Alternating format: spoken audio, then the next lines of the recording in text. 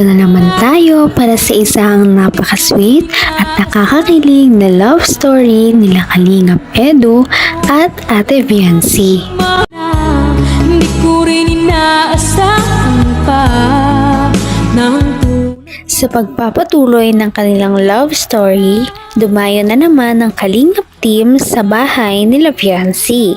Ngunit bago sila makarating ay nagtulong-tulong muna ang Kalingap team na buhatin ang isang napakalaking karton mula sa kanilang van.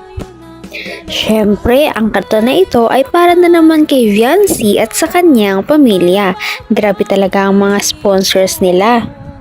Nagkataon naman na nagkita si Kalingap Rab at si Viancy sa simbahan dahil linggo noon at araw ng pagsamba. Napaka-pamilyar ng dress ni Viancy, no? Dahil ito ang binigay ni Kalingap Edu noong nakaraang vlog nila. Kung matatandaan natin ay napakamahal ng dress na ito. Ito ay nagkakahalagang 3,000 pesos ngunit binilhan pa rin siya ni Kalingap Edu noong nakaraan. Worth it naman ang pagbili ni Kalingap Edu dahil kitang-kita naman natin na napakaganda talaga ni Viancy. kapiling ka, ayoko na muling nag-iisa. Sa pagpunta ni Viancy at ng Kalingap team sa kanilang bahay ay nagulat talaga si Viancy noong makita niya kung sino ang naghahantay na tao sa kanilang gate.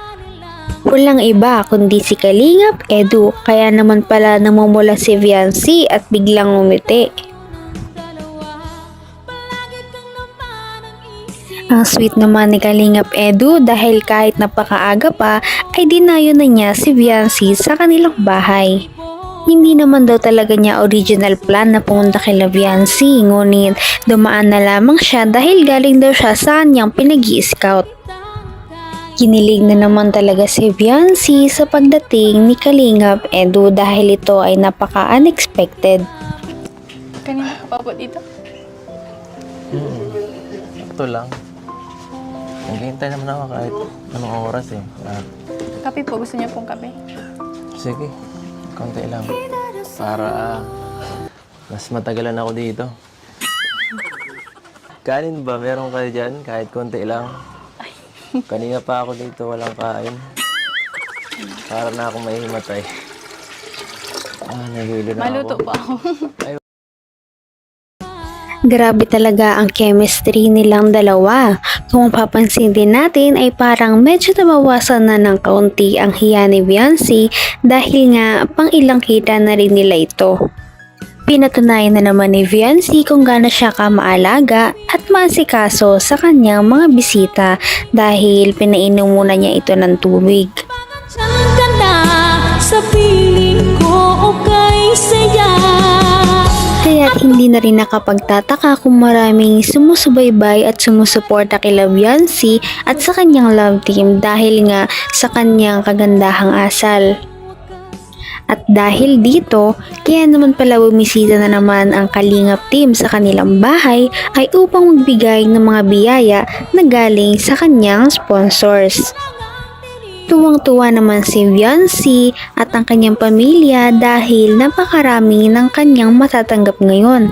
Ito ay isang napakalaking balikbayan box. Dahil napakalaki ng box na ito ay tinulungan siya ni Kalingap Edu. Napaka-gentleman naman talaga ni Kalingap. Gusto ko lang sulitin ng oras. Makasama ka kahit konti lang. Konting sandali na lang. Siya nga pala. Gusto ko bang ipabili doon? Wala po. Kaya din pala dumalaw si Kalingap Edu kay Viancy dahil gusto niya lamang makita ang dalaga bago siya umalis papuntang Hong Kong. Napaka-humble talaga ni Viancy dahil kahit tanungin siya kung anong gusto niya pasalubong ay hindi man lang siya sumasagot ng kahit ano. Pagkatapos nito ay tuluyan na nga nilang binuksan ang balikbayan box kung ano nga ba ang mga laman nito dahil mukhang napakalaki at napakabigat. Grabe naman talaga ang pagmamahal ng mga supporters kay Viancy at sa Kalingap dahil napakalaki at napakadami pala ng laman ng balikbayan box. Ito pang ice cream. Yan na ito. Ito pang bukas ng dilata. Pag-inggit, pikit. Mag-alala. Makikitulog ako dito. Alam mo, kung anong sa kanya, sa akin din. Ano? Tawasin mo ako eh. Tawasin mo! Tawasin mo! Tawasin mo!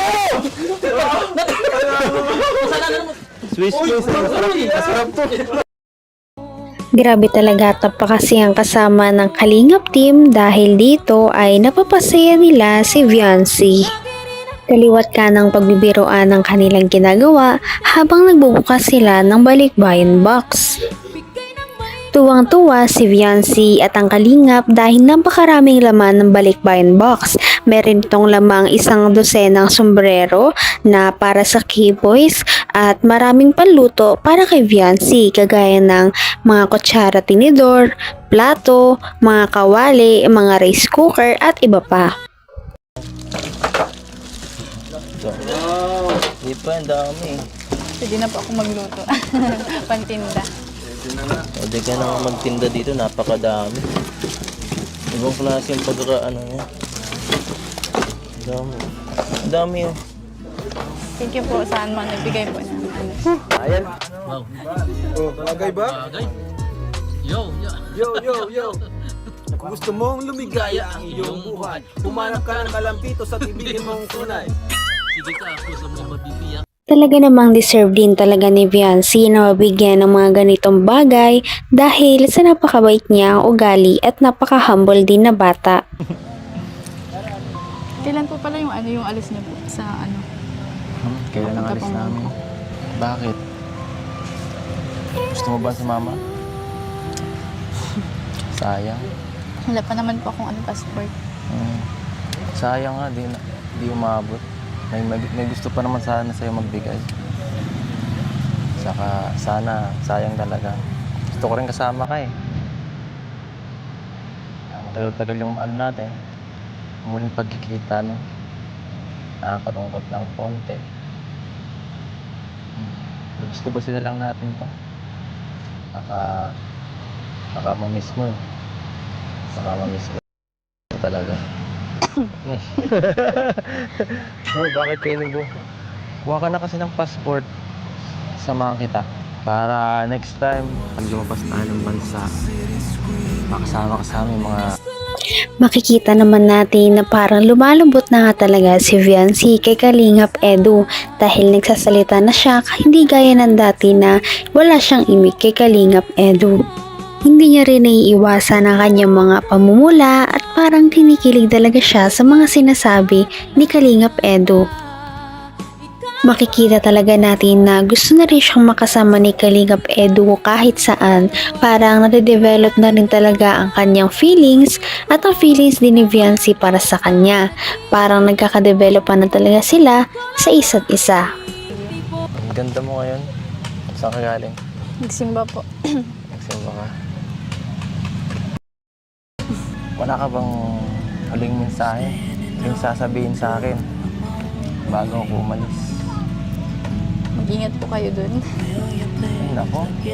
Ayoko na yan. Iba naman. Mas sweet ng konti. Pangat niya. Hindi ko yung tatanggapin. Hindi ako maalis dito. Medyo iba naman. Ng konti. Napakakuha mo naman yan eh. Message. Mag-message po kayo pag ano nandun na po kayo sa ano ko. Gusto mong i-update kita palagi?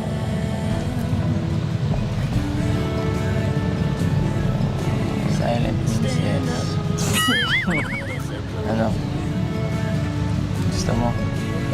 Gusto mo?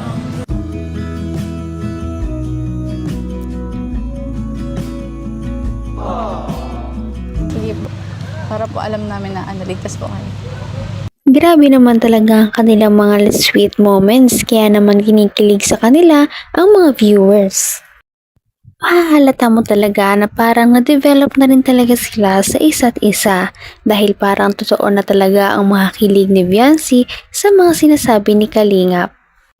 Mahahalata naman kasi natin ito sa kanilang mga titigan kung paano sila mag-usap at magsulyapan.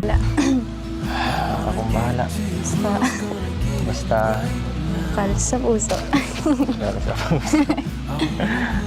Mag-iingat kayo dito ah. Kayo ng mga angels.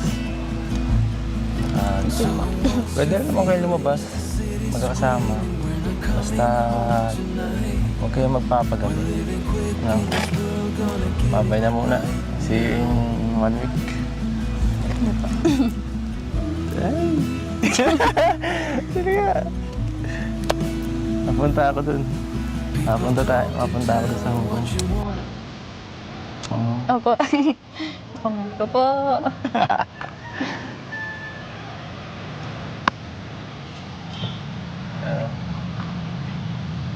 Di mo ako mamamiss. Miss ko po kayong lahat. May pag-asa nga kaya si Kalingap Edu kay Viancy? Yan ang ating naabangan sa mga susunod na video. Maraming salamat sa inyong panunood at pakikinig. Bye!